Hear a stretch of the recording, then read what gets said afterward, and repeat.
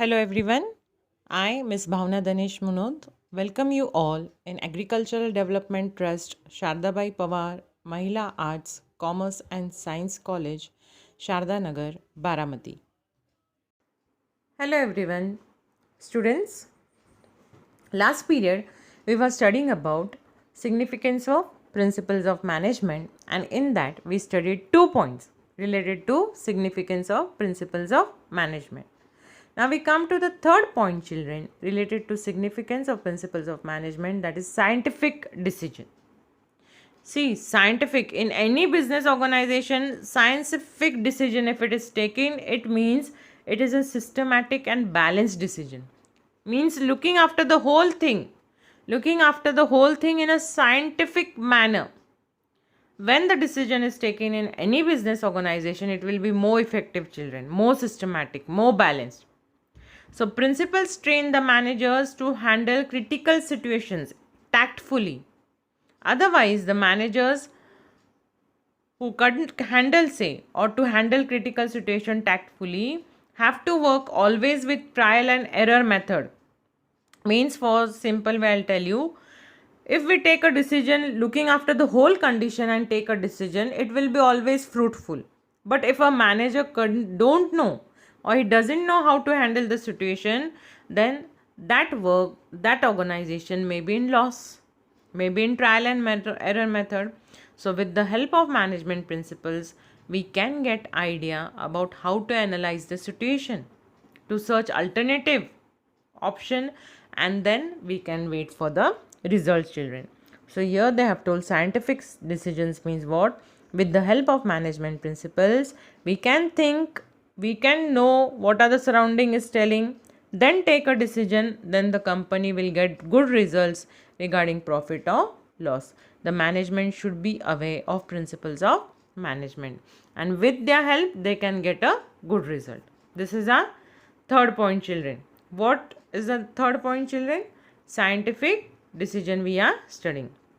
Now come to the fourth signification regarding principles of management, that is understanding social responsibility. Social responsibility, we all know social environment means what?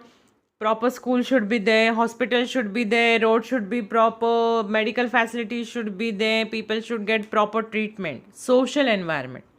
So here they have told in management principles, we think of every aspect of organization. So they are not only regarding, say, handling of resources, but also guiding management in understanding social responsibility of the organization.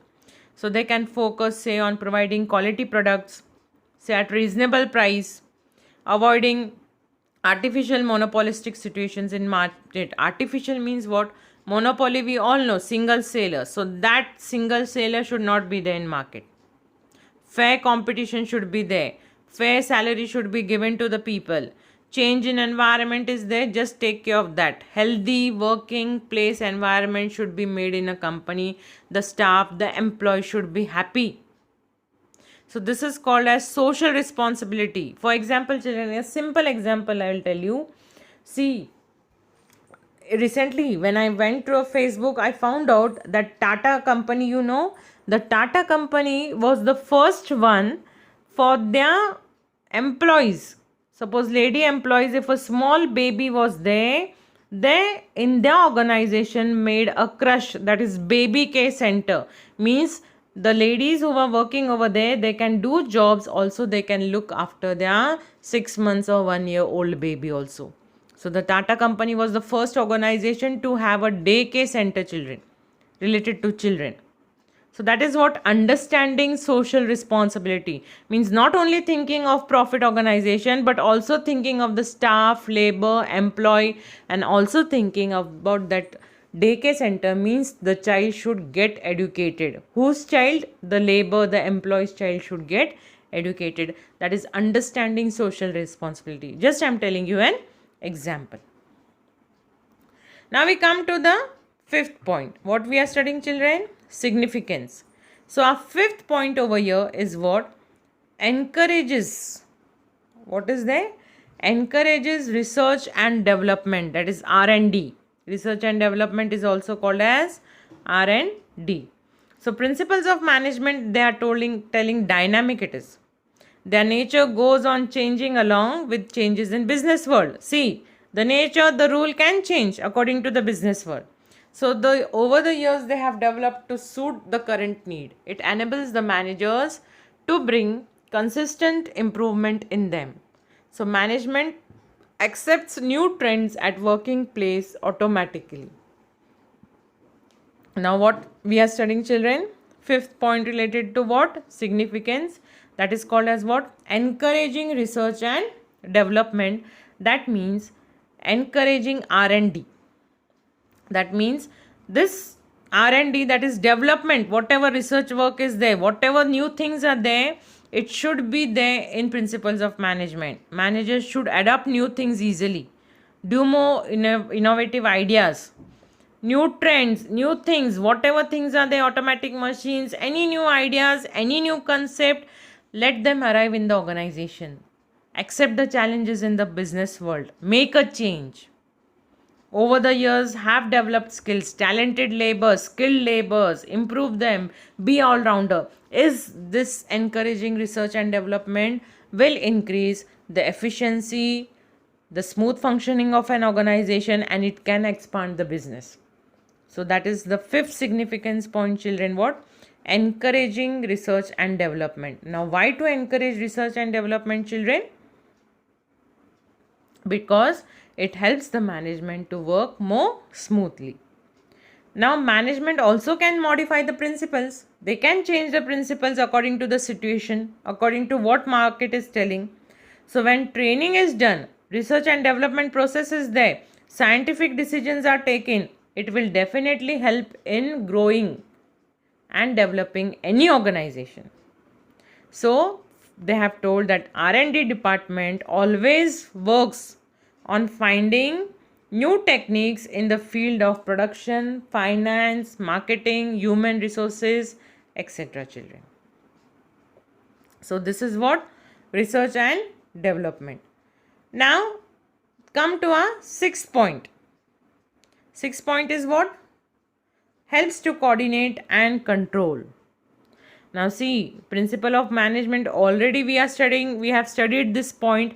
Coordinate to control a group of members. Management should use principles, should have rules and regulations, should be maintaining these rules and regulation, maintaining these principles of management. Why? Because it can control the labor, it helps in coordination.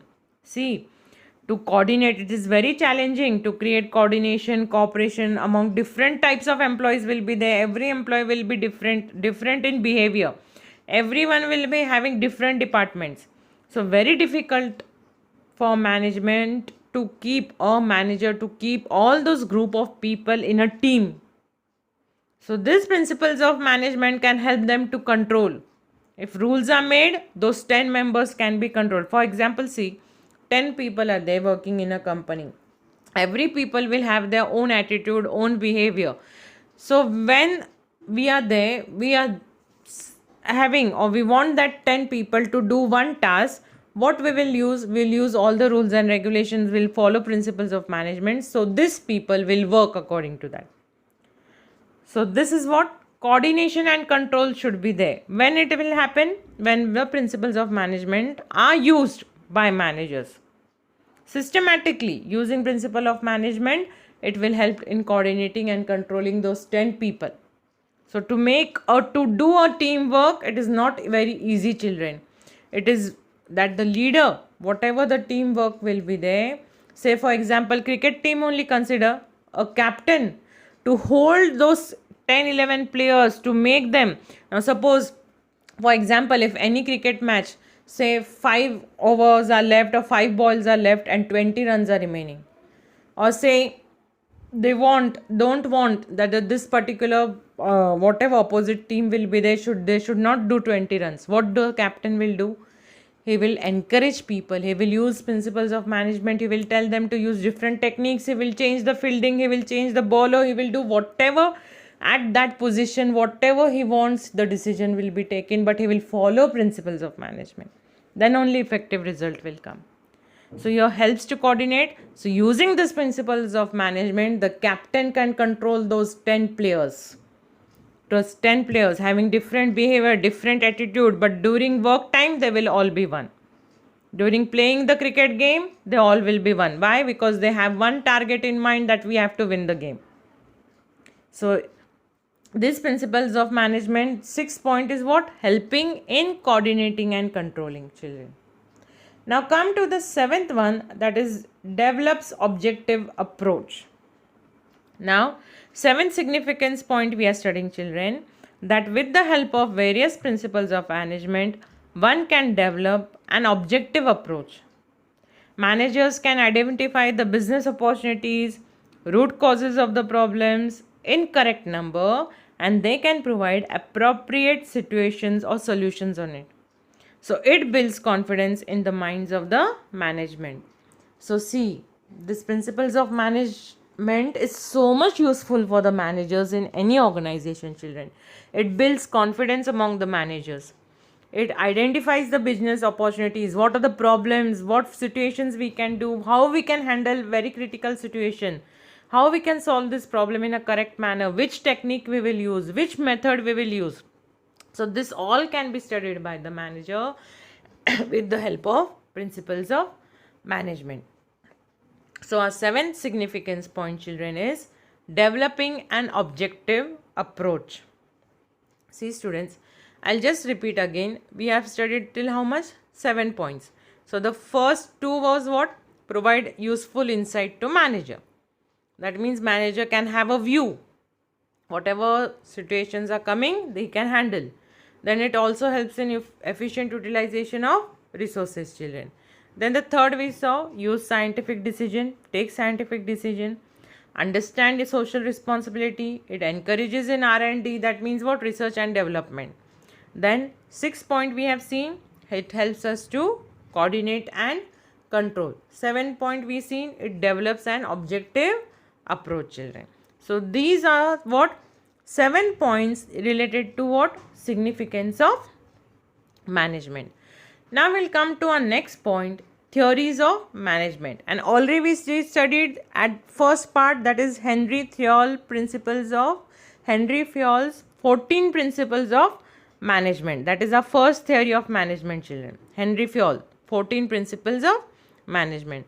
Now we'll see what is theory of management and why it is used. So these theories are the set of general rules that guide the managers to manage in any organization.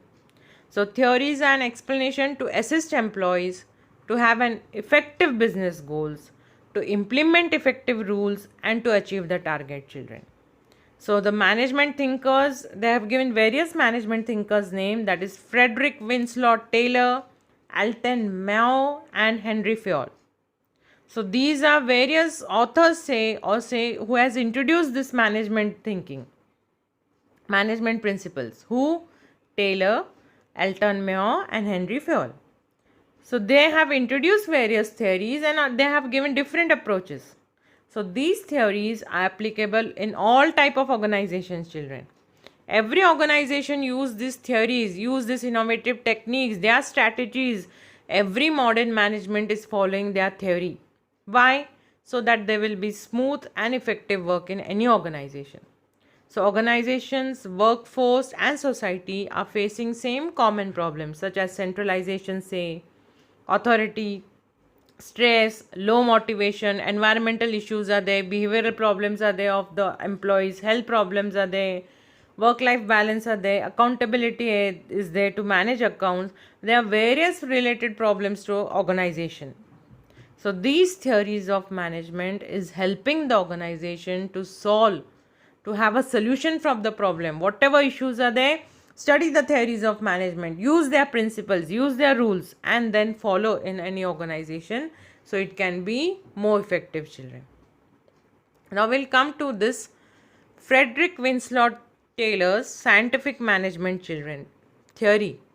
What is Frederick Winslow Taylor's scientific management theory? But we'll study about first Frederick Winslow Taylor.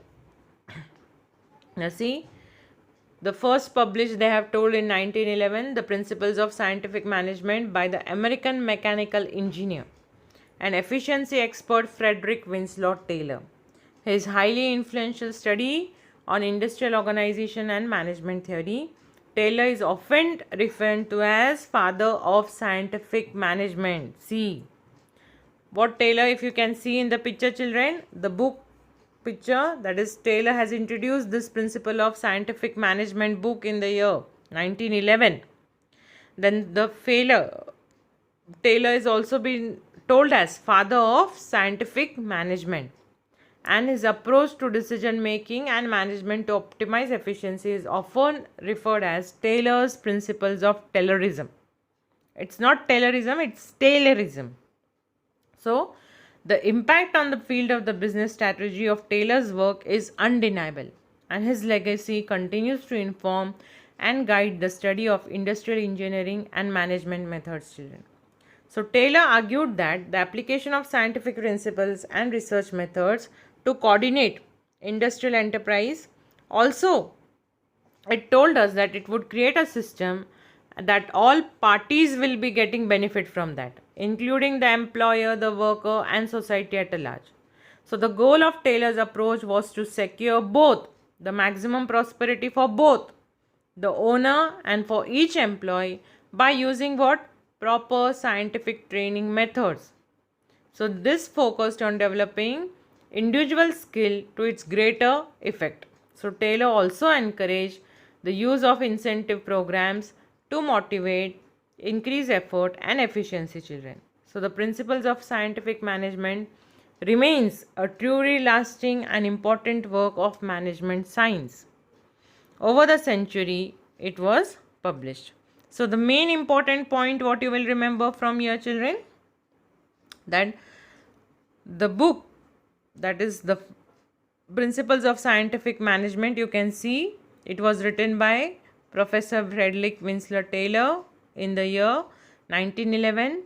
Then Taylor is often referred, children, to as father of scientific management, and it is also referred as Taylor's principles of Taylorism. So many are using this, many organizations are using Taylor's theory as it is related to scientific management.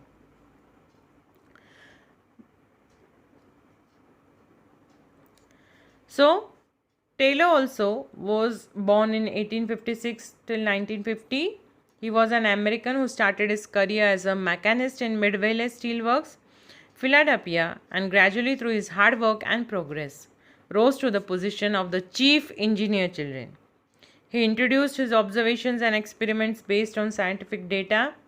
Taylor's approach towards management is termed as scientific management. For this contribution in development of management thoughts, he is known as the father of scientific management. So Taylor's management theory is based on scientific experiments. This theory also involves application of scientific approach, children. See over here, if you can see in the pictures, scientific theory, the picture is showing about, see, nose, measurement of nose, plastic surgery. So definition of scientific management by Frederick Taylor is what?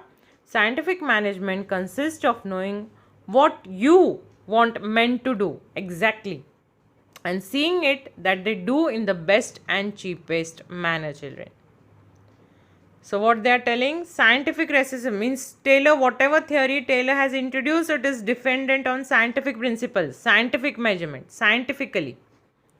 So what they have told, that scientific, the definition according to Taylor related to scientific management is what?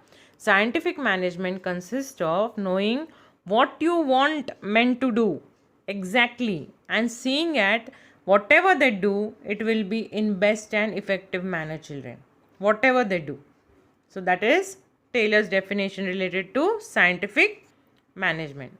Now we'll see principles of scientific management, children.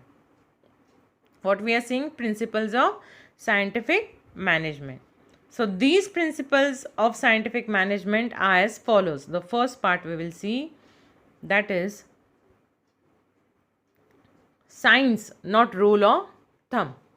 The first principle, What it is telling, that in order to increase organizational efficiency, the rule of thumb method should be substituted with the method developed through scientific analysis of work.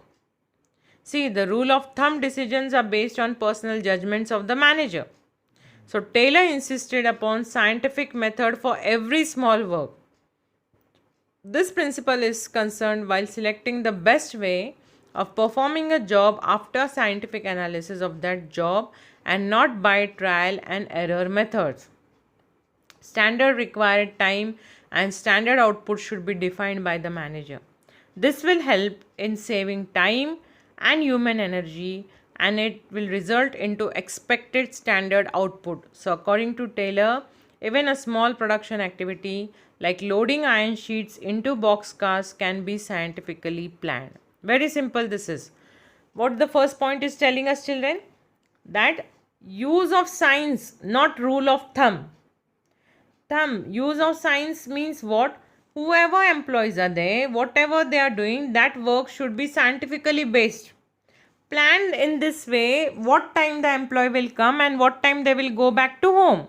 So whether they have to do 2 hours duty, they have to do 4 hours duty, or they have to do 6 hours duty, depends upon the manager organization. So when time is set, a standard time is set for the employees. According to that, salary will be also appointed or given to the workers. So what will happen when in shift in any company or in an organization, the workers are appointed, the employees are appointed, the result will be more better. If standard time, standard salaries, standard things are given to the workers, it will save time, it will save human resources also. More energy we will get when we have shift workers. Only one worker will be not exhausted. Keep in mind. So they are telling that Taylor is telling that use of science, not rule of thumb. That means this time, this way, the person should be at work only.